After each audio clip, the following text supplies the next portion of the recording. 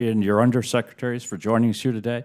I found a lot to celebrate in looking at your budget, but I'd like to focus on a small niche in it. That's the medical use, the healthcare use of medical isotopes.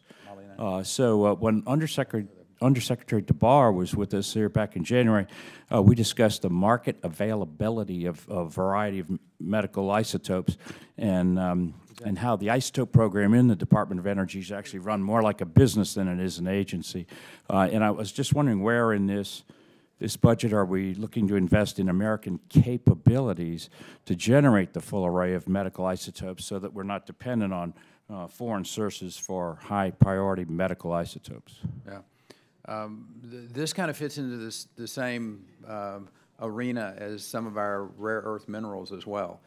Just that the United States is going to be, I think, required to supply these ourselves, and for us to do the science, to do the funding of this, so that we are not beholden to countries around the world that may not have our best interest in mind. You know, I think about cobalt and the importance that cobalt is going to play, lithium, the importance that lithium-6 is going to play going forward in the pit production for the weapons side of things. So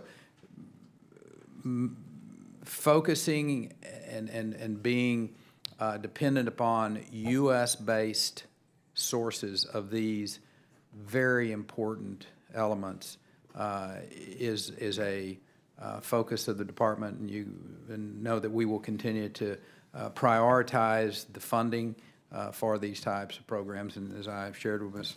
Lofgren, you know, there are a lot of worthy initiatives out there that we don't have all the funding for them all. But in this area, I think that is a priority of the administration. It is a priority of our agency. I'm glad to hear that. We see a lot of dependence on the newer isotopes in PET scanning, for instance, but not just PET scanning, also in therapeutics. And so I just want to make sure that the DOE is facilitating the development and actual construction of sufficiently energetic accelerators and some reactors. We need reactors too. Mr. Dunn, if I can just take a little bit of a turn away from that and talk about on the supercomputing side of things, we're standing up an office that's going to be referred to as Artificial Intelligence Big Data Initiative, ABBY. And the focus there is going to be on precision medicine. We were out at Lawrence Livermore talking to some of their folks who are working with the University of California, San Francisco neuroscientists about managing all of this big data. It's why our supercomputing investment is so important.